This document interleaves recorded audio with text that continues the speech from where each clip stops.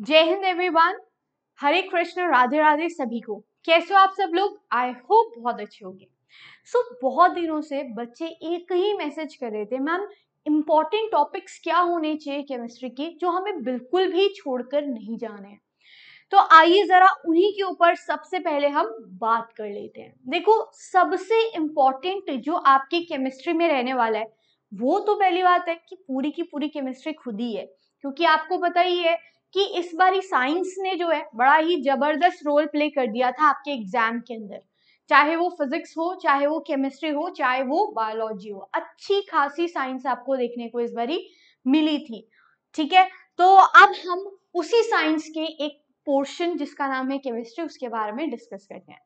सबसे पहले आपको जो टॉपिक करना ही करना है दैट इज एटॉमिक स्ट्रक्चर।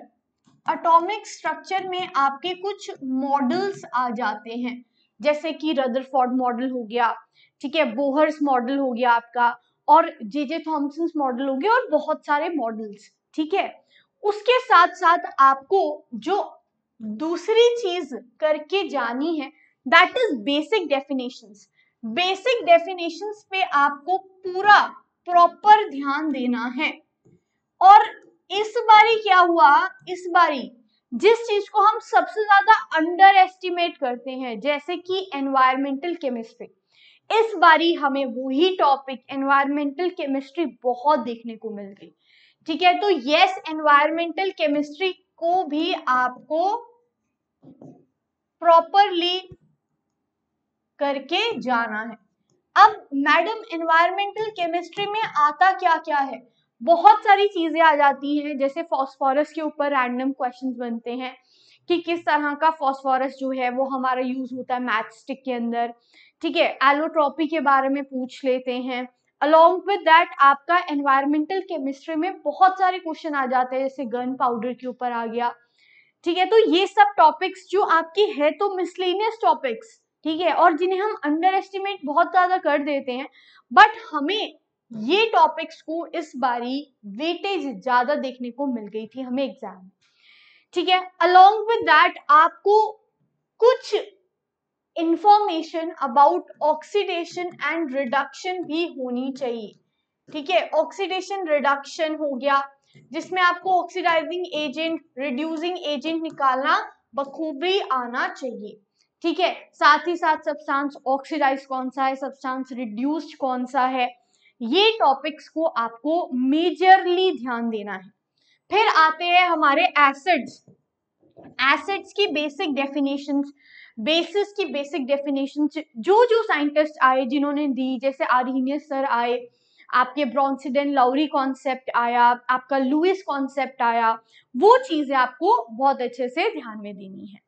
ठीक है, उसके बाद कुछ आपके और टॉपिक्स हैं जो कि मैं आपको लिख करके दे रही हूँ, दिखते हैं कि आ नहीं सकते बट आ ही जाते हैं, जैसे कि आपका physical change and chemical change हो गया। ठीक है, ये टॉपिक भी दिखता है कि हाँ इसमें कुछ नहीं हम कर देंगे, बट जब वो क्वेश्चन देता है वो क्वेश्चन आसान नहीं देता है। हाँ, टॉपिक जरूर आसान है, बट जो क्वेश्चन वो देगा वो इतना ट्रिकी होगा कि आपको कभी लगेगा कि ये पीसीबी है, या फिर आपको लगेगा ये सीसीबी है, या फिर ये बोथ भी हो सकता है। तो उन केसेस को स्पेशली आपको कंसिडर करना है। क्लियर है बात? बोलेंगे। ठीक है, अब इसके बाद हम नेक्स्ट बात कर रहे हैं जो आपको करके ही जाना है, दैट इज आपके पीरियोडिक प्रॉपर्टीज के कुछ ट्रेंड्स जिनके ऊपर आपको बेइंतहा ध्यान देना होगा। ठीक है, अलोंग विद कौन से एटम्स आपको पढ़ने हैं ये आपको पता होने चाहिए। ठीक है, क्योंकि हम पूरा पीरियोडिक टेबल तो अब रट नहीं सकते, ठीक है, इतना आसान नहीं है उसको रटना, बट हम क्या क्या एलिमेंट्स कवर करके चले जाएं कि हमारे एटलीस्ट एग्जाम में कोई क्वेश्चन छूटे ना। ठीक है, तो जैसे कि आपको 1 to 30 एलिमेंट्स अच्छे से पता होने चाहिए।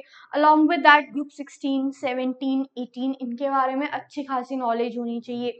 ग्रुप 18 को आप नोबल गैसेस कहते हो, इनर्ट गैसेस होते हैं, क्या प्रॉपर्टीज हैं, ग्रुप 17 की क्या प्रॉपर्टीज हैं। फ्लोरीन मोस्ट इलेक्ट्रोनेगेटिव होता है, कभी भी इलेक्ट्रॉन लूज करना चाहता नहीं है, मोस्ट इलेक्ट्रोनेगेटिव होता है। ये सब बातें आपको ध्यान में रखनी पड़ेंगी इनके साथ साथ, ठीक है जी। फिर आती है हमारी ऑर्गेनिक केमिस्ट्री। मैम ऑर्गेनिक में क्या करें, यही तो नहीं समझ में आता। तो सुन लो, ज्यादा कुछ आपको करना नहीं है ऑर्गेनिक केमिस्ट्री में। आपको बेसिक ऑर्गेनिक की नॉलेज होनी चाहिए, ठीक है। जैसे नेमिंग हो गई, ठीक है, जैसे कि अल्कोहल कैसे बनता है आपका, अल्कोहल के अंदर आपके कौन कौन से जो है जो है आपके बायोकेटलिस्ट जो है वो यूज होते हैं, जैसे जाइमीज आप यूज करते हो, ठीक है। इन्वर्टेज का क्या रोल है, ठीक है, आपका अल्कोहल बनाते समय आप जाइमीज यूज करते हो, ठीक है। आप ग्रेप्स या फिर आप कह लीजिए कार्बोहाइड्रेट से, आप कह लीजिए ग्लूकोज से आप अल्कोहल की फॉर्मेशन करते हो। कौन सी तरह की रिएक्शन होती है, ये डिकम्पोजिशन होती है। तो ये सब बातें छोटी छोटी हैं तो सही, बट आपको मेजरली ध्यान रखनी होंगी, ठीक है। सो आई होप आपको अच्छा खासा आइडिया लग गया होगा कि आपको टॉपिक्स क्या करना है। Along with that do not forget to do your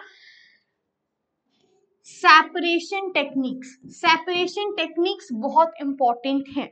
along with that latent heat वाला टॉपिक आजकल बड़ा ही ज्यादा फेमस हुआ पड़ा है। सो लेटेंट हीट हो, ठीक है, लेटेंट हीट ऑफ फ्यूजन हो, चाहे लेटेंट हीट ऑफ वेपराइजेशन हो, इसके बारे में आपको नॉलेज होनी चाहिए। सो ये कुछ छोटी छोटी बातें हैं कि आप इतना भी कर लोगे तो आप अच्छा खासा स्कोर कर लोगे केमिस्ट्री के अंदर, ठीक है। आई होप जो इंफॉर्मेशन हम इस वीडियो के द्वारा आपको देना चाहते हैं वो आपको मिल गई होगी। तो अगर वीडियो अच्छी लगी, अगर ये वीडियो इंफॉर्मेटिव लगी, तो सेशन को लाइक जरूर करना, शेयर जरूर करना, ताकि ज्यादा से ज्यादा एस्पिरेंट्स इस वीडियो को देखकर अपने एग्जाम की जो है तैयारी है उसको अपग्रेड कर सके, ठीक है। सो मिलते हैं आपसे, तब तक के लिए जय हिंद। कमेंट करके जरूर बताना कैसी लगी। सेशन को लाइक जरूर करना और चैनल को सब्सक्राइब करना मत भूलना। मिलते हैं, हरे कृष्ण।